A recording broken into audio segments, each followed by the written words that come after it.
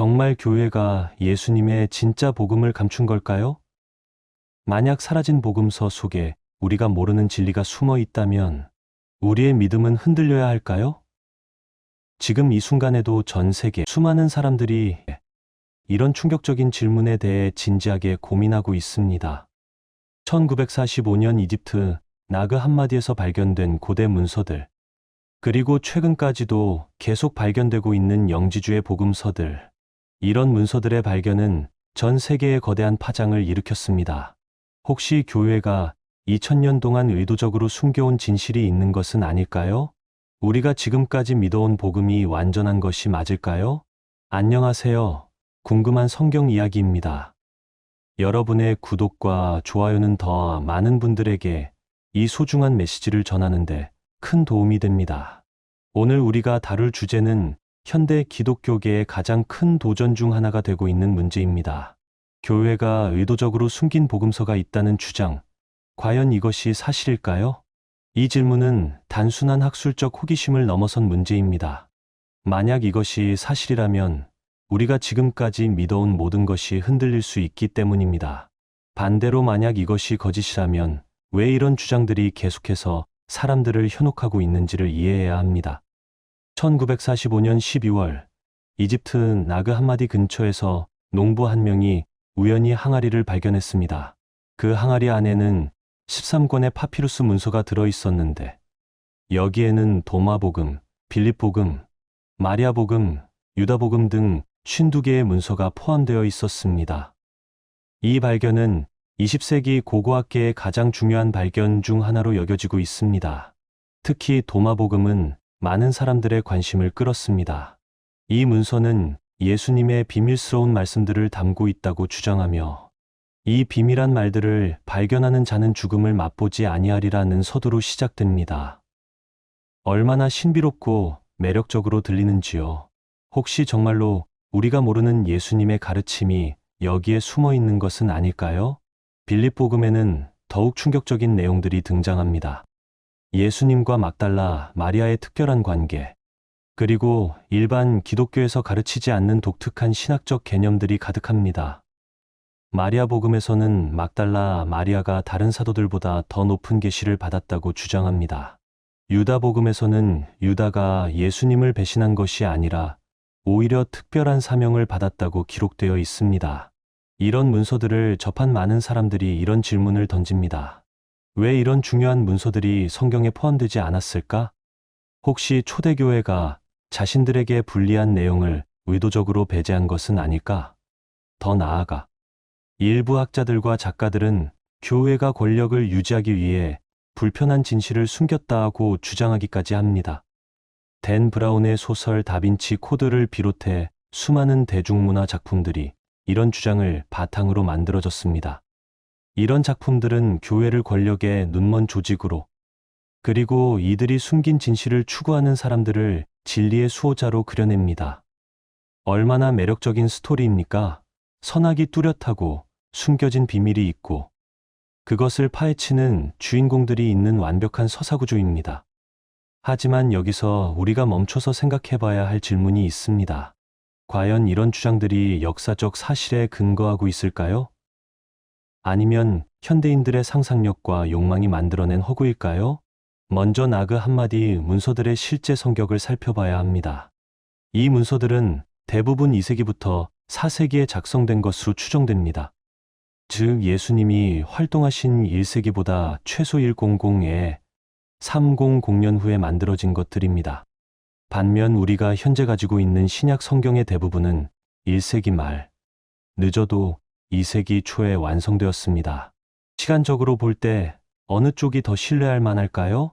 더욱 중요한 것은 이 문서들의 신학적 내용입니다. 나그 함마디 문서들은 대부분 영지주의 사상을 담고 있습니다. 영지주의는 물질 세계를 악하다고 보고 특별한 지식을 통해서만 구원받을 수 있다고 가르치는 사상입니다. 이는 성경의 핵심 메시지와 근본적으로 다릅니다. 예를 들어 도마복음 114절을 보면 이런 내용이 나옵니다. 시몬 베드로가 그들에게 말했다. 마리아는 우리를 떠나야 한다. 여자들은 생명을 받을 자격이 없기 때문이다. 예수가 말했다. 보라, 내가 그녀를 이끌어 남자로 만들 것이다. 그러면 그녀도 너희 남자들과 같은 살아있는 영이 될 것이다. 자신을 남자로 만드는 모든 여자는 천국에 들어갈 것이다. 이런 내용이 과연 예수님의 가르침일까요? 우리가 알고 있는 예수님은 여성들을 차별하지 않으셨고, 오히려 당시 사회의 관습을 깨뜨리며 여성들을 존중하셨습니다. 누가복음 8장에서 여성 제자들이 예수님을 따랐다고 기록하고 있고, 요한복음 4장에서는 사마리아 여인과 깊은 대화를 나누셨습니다. 도마복음의 이런 내용은 명백히 영지주의의 이원론적 사고를 반영한 것입니다. 빌립복음의 내용들도 마찬가지입니다. 이 문서에서는 구원을 지식의 깨달음으로 이해하며 복잡한 영적 계층 구조를 제시합니다. 하지만 성경은 구원을 하나님의 은혜로 말미암는 믿음으로 얻는다고 가르칩니다. 에베소서 2장 8장부터 9절에서 너희는 그 은혜에 의하여 믿음으로 말미암아 구원을 받았으니 이것은 너희에게서 난 것이 아니요 하나님의 선물이라 행위에서 난 것이 아니니 이는 누구든지 자랑하지 못하게 함이라고 분명히 선언하고 있습니다. 그렇다면 초대교회는 어떤 기준으로 정경을 형성했을까요? 혹시 정말로 자신들에게 불리한 내용을 배제하기 위한 정치적 결정이었을까요? 역사적 기록을 보면 전혀 그렇지 않습니다. 정경 형성에는 세 가지 주요 기준이 있었습니다. 첫 번째는 사도성입니다. 사도들이나 사도들과 직접적 관련이 있는 사람들이 기록한 문서여야 했습니다. 마태복음과 요한복음은 직접 사도들이 기록했고, 마가복음은 베드로의 증언을 바탕으로, 누가복음은 바울과 함께 사역한 누가가 기록했습니다. 두 번째는 보편성입니다. 특정 지역이나 특정 그룹에서만 인정받는 것이 아니라 전 세계 교회에서 폭넓게 인정받아야 했습니다. 현재 신약 성경은 이미 2세기부터 대부분의 교회에서 권위 있는 경전으로 받아들여지고 있었습니다. 세 번째는 정통성입니다. 사도들이 전한 복음과 일치하는 내용이어야 했습니다. 갈라디아서 1장 8절에서 바울은 그러나 우리나 혹은 하늘로부터 온 천사라도 우리가 너희에게 전한 복음 외에 다른 복음을 전하면 저주를 받을지어다 라고 강하게 경고했습니다. 이는 이미 사도 시대부터 참된 복음과 거짓 복음을 구별하는 것이 얼마나 중요했는지를 보여줍니다. 나그 한마디 문서들은 이 세 가지 기준 중 어느 것도 만족하지 못합니다. 사도들이 기록한 것이 아니고 특정 영지주의 그룹에서만 유통되었으며 사도들이 전한 복음과 근본적으로 다른 내용을 담고 있습니다. 더욱 흥미로운 것은 이런 문서들이 발견되기 훨씬 이전부터 초대 교부들이 이미 이런 문서들의 존재를 알고 있었고 왜 이것들을 거부해야 하는지 명확하게 설명했다는 사실입니다. 이레니우스는 180년경에 쓴 이단 반박에서 이미 도마복음과 같은 영지주의 문서들에 대해 상세히 논박했습니다. 만약 교회가 정말로 불편한 진실을 숨기려 했다면 이런 문서들의 존재 자체를 언급하지 않았을 것입니다. 하지만 초대 교부들은 오히려 이런 문서들을 공개적으로 인용하면서 왜 이것들이 거짓 복음인지를 논리적으로 설명했습니다. 이것은 숨기려는 것이 아니라 진리를 변호하려는 노력이었습니다. 또한 정경 형성 과정이 콘스탄티누스 황제나 니케아 공의회의 정치적 결정이었다는 주장도 역사적 사실과 맞지 않습니다. 니케아 공의회에서는 성경 정경에 대한 논의가 전혀 이루어지지 않았습니다. 이 공의회의 주요 의제는 아리우스주의 이단을 다루는 것이었습니다. 실제로 신약 성경의 대부분은 이미 2세기 말경의 교회들 사이에서 자연스럽게 정경으로 인정받고 있었습니다. 무라토리 정경 목록 170년경을 보면 현재 신약 성경의 대부분이 이미 이 시기에 정경으로 여겨지고 있었음을 알 수 있습니다. 그렇다면 왜 현대인들이 이런 음모론에 매혹되는 것일까요? 여러 가지 이유가 있습니다. 첫 번째는 비밀에 대한 인간의 자연스러운 욕망입니다. 평범한 진실보다는 숨겨진 비밀이 더 흥미진진하게 느껴집니다. 교회가 숨긴 진실이라는 프레임 자체가 강력한 호기심을 불러일으킵니다. 두 번째는 권위에 대한 불신입니다. 현대 사회에서 전통적인 권위, 기관들에 대한 신뢰가 급격히 하락했습니다. 정치, 언론, 학계, 종교 기관 모두가 의심의 대상이 되었습니다. 이런 분위기에서 기존 권위가 숨긴 진실이라는 주장은 더욱 설득력 있게 들립니다. 세 번째는 개인주의적 영성 추구입니다. 많은 현대인들이 조직적 종교보다는 개인적이고 신비로운 영성을 선호합니다. 영지주의 문서들이 제시하는 특별한 지식을 통한 구원이라는 개념은 이런 욕구에 잘 부합합니다. 네 번째는 대중문화의 영향입니다. 소설, 영화, 다큐멘터리 등을 통해 이런 음모론들이 흥미진진한 스토리로 포장되어 전파됩니다. 사실과 허구의 경계가 모호해지면서 많은 사람들이 소설 속 이야기를 역사적 사실로 받아들이게 됩니다. 하지만 우리가 놓치지 말아야 할 가장 중요한 점이 있습니다. 이런 음모론들 뒤에는 더 깊은 영적 전쟁이 숨어 있다는 것입니다. 에베소서 6장 12절에서 우리의 씨름은 혈과 육을 상대하는 것이 아니요 통치자들과 권세들과 이 어둠의 세상 주관자들과 하늘에 있는 악의 영들을 상대함이라고 말씀하고 있습니다. 사탄의 가장 교묘한 전략 중 하나는 하나님의 말씀에 대한 의심을 싣는 것입니다. 창세기 3장에서 뱀이 하와에게 하나님이 참으로 말씀하시기를 이라며 의문을 제기한 것과 같은 패턴입니다. 현대의 음모론들도 성경이 정말로 하나님의 완전한 말씀인가? 라는 의심을 심으려고 합니다. 또한 이런 음모론들은 복음의 핵심에서 시선을 돌리는 효과가 있습니다. 사람들이 숨겨진 복음서를 찾느라 바쁘면 정작 중요한 것은 놓치게 됩니다. 예수 그리스도의 십자가와 부활, 그리고 은혜로 말미암는 구원의 복음 말입니다. 고린도전서 2장 18절에서 사도 바울은 십자가의 도가 멸망하는 자들에게는 미련한 것이요 구원을 받는 우리에게는 하나님의 능력이니라고 선언했습니다. 십자가의 복음은 인간의 호기심을 만족시키는 신비로운 이야기가 아닙니다. 오히려 인간의 죄를 드러내고 회개를 요구하는 불편한 진리입니다. 영지주의 문서들이 매력적으로 느껴지는 이유 중 하나는 이들이 인간의 자존심을 상하게 하지 않기 때문입니다. 특별한 지식을 얻으면 구원받는다는 메시지는 인간의 자아를 높여줍니다. 반면 성경의 복음은 모든 사람이 죄를 범하였음에 하나님의 영광에 이르지 못한다고 선언하며 겸손을 요구합니다. 하지만 바로 이 불편한 진리 속에 진정한 소망이 있습니다. 로마서 3장 23절부터 24절에서 모든 사람이 죄를 범하였음에 하나님의 영광에 이르지 못하더니 그리스도 예수 안에 있는 속량으로 말미암아 하나님의 은혜로 값없이 의롭다 하심을 얻은 자 되었느니라 고 말씀하고 있습니다. 지금까지 우리는 나그 한마디 문서들의 발견이 어떻게 숨겨진 복음서, 음모론을 불러일으켰는지, 그리고 이런 문서들의 실제 성격과 정경 형성의 역사적 과정을 살펴보았습니다. 또한 현대인들이 이런 음모론에 매혹되는 심리적, 문화적 이유들도 분석해 보았습니다. 이제 우리는 더욱 깊은 질문에 직면해야 합니다. 만약 정말로 하나님께서 당신의 말씀을 보존하고 계신다면 왜 이런 혼란과 유혹들이 끊임없이 일어나는 것일까요? 그리고 진정한 복음과 가짜 복음을 어떻게 구별할 수 있을까요? 먼저 성경 자체가 이런 상황에 대해 어떻게 말하고 있는지 살펴봐야 합니다. 놀랍게도 신약 성경은 이미 거짓 복음과 거짓 교사들의 등장을 예언하고 있었습니다.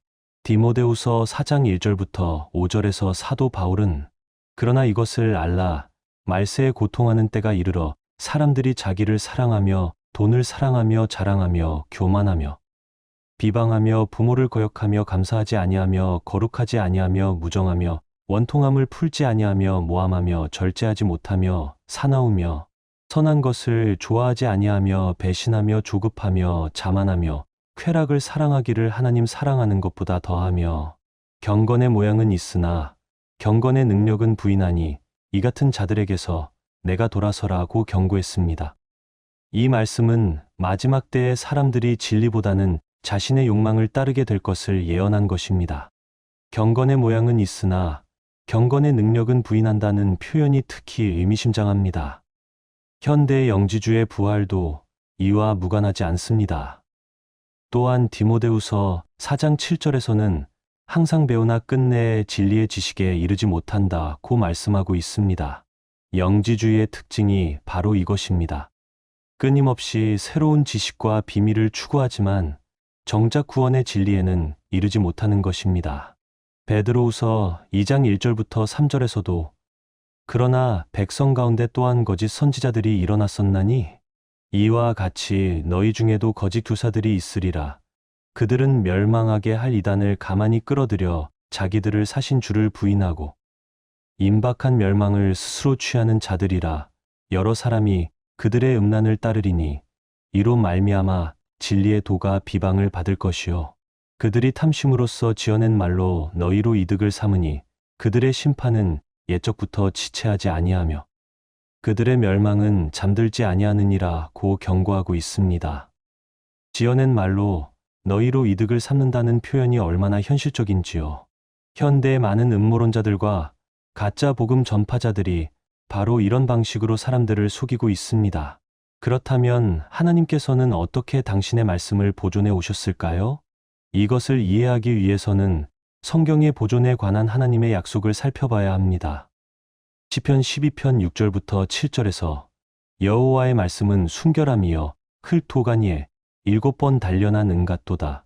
여호와여 그들을 지키사 이 세대로부터 영원까지 보존하시리다 라고 선언하고 있습니다. 하나님께서는 당신의 말씀을 순결하게 보존하겠다고 약속하셨습니다. 이사야 40장 8절에서도 풀은 마르고 꽃은 시드나 우리 하나님의 말씀은 영원히 서리라 고 말씀하고 있습니다. 이는 하나님의 말씀이 시간과 환경을 초월하여 영원히 보존될 것임을 보여줍니다. 실제로 역사를 보면 하나님께서 이 약속을 어떻게 지켜오셨는지 알 수 있습니다. 로마 제국의 극심한 박해 기간에도 중세 암흑기에도 근현대의 무신론적 공격에도 불구하고 성경은 오히려 더욱 널리 퍼져나갔습니다. 현재 성경은 인류 역사상 가장 많이 번역되고 가장 널리 읽히는 책이 되었습니다. 더욱 놀라운 것은 성경 사본학의 증거들입니다. 앞서 언급했듯이 신약 성경의 그리스어 사본은 약 5,800개에 달하며 이들 간의 일치도는 99% 이상입니다. 이는 고대 문헌으로서는 압도적으로 뛰어난 보존 상태입니다. 반면 나그 한마디 문서들은 어떨까요? 이들은 모두 콥트어로 번역된 것들이며 그리스어 원본은 대부분 소실되었습니다. 또한 여러 사본 간의 교차 검증도 불가능한 상태입니다. 만약 하나님께서 정말로 이런 문서들을 보존하려 하셨다면 성경과 같은 방식으로 보존되었을 것입니다. 이제 우리는 더 근본적인 질문을 던져야 합니다. 진정한 복음이란 무엇일까요? 그리고 우리는 어떻게 그것을 분별할 수 있을까요? 고린도전서 15장 3절부터 4절에서 사도 바울은 복음의 핵심을 이렇게 정의합니다. 내가 받은 것을 먼저 너희에게 전하였노니 이는 성경대로 그리스도께서 우리 죄를 위하여 죽으시고 장사 지낸 바 되셨다가 성경대로 사흘 만에 다시 살아나사 복음의 핵심은 예수 그리스도의 십자가 죽음과 부활입니다. 이것이 성경대로 일어난 일이라고 강조하는 것은 구약 성경의 예언이 성취되었음을 의미합니다. 나그 한마디 문서들은 이 핵심에서 근본적으로 벗어나 있습니다. 이들은 십자가를 실제 역사적 사건이 아닌 상징적 의미로 해석하거나 아예 부정하기도 합니다. 부활도 마찬가지로 육체적 부활이 아닌 영적 깨달음으로 재해석합니다. 예를 들어 도마복음에서는 예수님의 말씀이라며 이런 내용을 기록합니다. 나를 찾는 자는 찾기를 그치지 말라. 찾다가 발견하면 놀랄 것이요. 놀란 후에는 다스릴 것이요. 다스린 후에는 쉴 것이다. 이는 구원을 개인적 깨달음의 과정으로 보는 전형적인 영지주의 사상입니다. 하지만 성경의 복음은 전혀 다릅니다. 로마서 10장 9절에서 내가 만일 내 입으로 예수를 주로 시인하며 또 하나님께서 그를 죽은 자 가운데서 살리신 것을 내 마음에 믿으면 구원을 받으리라고 선언합니다. 구원은 복잡한 지식의 과정이 아니라 단순한 믿음으로 얻는 것입니다. 또한 영지주의 문서들은 대부분 엘리트주의적 성격을 띠고 있습니다. 특별한 지식을 가진 소수만이 구원받을 수 있다고 가르칩니다. 반면 성경의 복음은 모든 사람을 위한 것입니다. 요한복음 3장 16절에서 하나님이 세상을 이처럼 사랑하사 독생자를 주셨으니 이는 그를 믿는 자마다 멸망하지 않고 영생을 얻게 하려 하심이라 고 말씀하고 있습니다. 그렇다면 우리는 어떻게 진리를 분별할 수 있을까요? 성경은 이에 대한 명확한 기준을 제시합니다. 첫 번째는 사도들의 가르침과 일치하는가 하는 것입니다. 에베소서 2장 20절에서 너희는 사도들과 선지자들의 터 위에 세우심을 받았으며 그리스도 예수께서 친히 모퉁이 돌이 되셨느니라 고 말씀합니다. 사도들의 가르침이 교회의 기초가 되는 것입니다. 두 번째는 성경 전체와의 조화입니다. 디모데후서 3장 16절부터 17절에서 모든 성경은 하나님의 감동으로 된 것으로 교훈과 책망과 바르게 함과 의로 교육하기에 유익하니 이는 하나님의 사람으로 온전하게 하며 모든 선한 일을 행할 능력을 갖추게 하려 함이라 고 말씀합니다. 참된 계시는 기존 성경과 모순되지 않고 조화를 이룹니다. 세 번째는 그 열매입니다. 마태복음 7장 16절에서 예수님은 그들의 열매로 그들을 알지니 가시나무에서 포도를 또는 엉겅퀴에서 무화과를 따겠느냐 고 말씀하셨습니다. 참된 복음은 사랑, 화평, 기쁨, 겸손 같은 좋은 열매를 맺습니다. 네 번째는 성령의 증거입니다.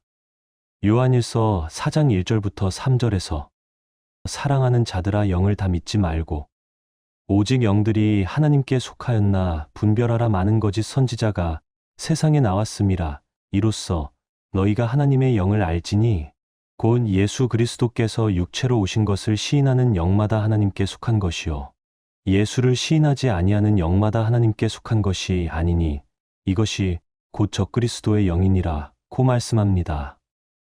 이런 기준들로 나그 한마디 문서들을 검증해 보면 이들이 참된 복음이 아님이 명확해집니다. 사도들의 가르침과 다르고 성경 전체와 조화를 이루지 못하며 교만과 분열의 열매를 맺고 예수 그리스도의 성육신을 제대로 인정하지 않습니다. 그런데 여기서 우리가 놓치지 말아야 할 중요한 점이 있습니다.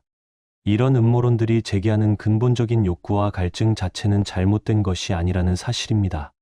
많은 사람들이 숨겨진 복음서에 관심을 갖는 이유는 더 깊은 영적 체험을 원하기 때문입니다. 형식적이고 피상적인 종교 생활에 만족하지 못하고 더 깊고 개인적인 하나님과의 만남을 갈망하는 것입니다. 이런 갈증 자체는 건강하고 좋은 것입니다. 문제는 그 갈증을 해소하는 방법입니다. 성경에 기록되지 않은 비밀 지식을 통해서가 아니라 성경이 증거하는 예수 그리스도를 통해 그 갈증을 해소해야 하는 것입니다. 요한복음 7장 37절부터 38절에서 예수님은 명절 끝날 곧 큰 날에 예수께서 서서 외쳐 이르시되 누구든지 목마르거든 내게로 와서 마시라 나를 믿는 자는 성경에 이른 바와 같이 그 배에서 생수의 강이 흘러나오리라 고 말씀하셨습니다. 영적 갈증의 해답은 예수님 안에 있습니다.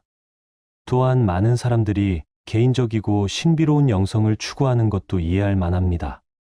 현대의 대형 교회나 제도적 종교가 때로 개인의 영적 필요를 충족시키지 못할 수 있기 때문입니다.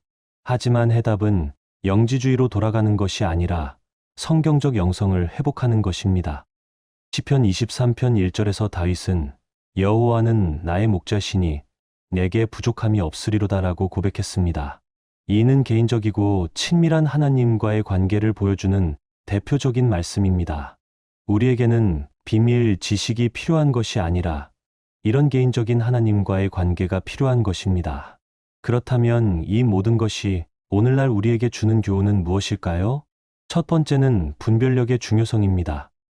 정보가 넘쳐나는 시대에 우리는 더욱 신중하게 진리를 분별해야 합니다. 베레아 사람들처럼 이것이 그러한가 하여 날마다 성경을 상고하는 자세가 필요합니다.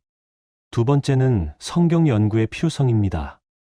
많은 사람들이 음모론에 빠지는 이유는 성경을 제대로 알지 못하기 때문입니다. 호세아 4장 6절에서 내 백성이 지식이 없으므로 망하는도다 라고 경고하신 것처럼 무지는 위험합니다. 세 번째는 겸손한 마음입니다.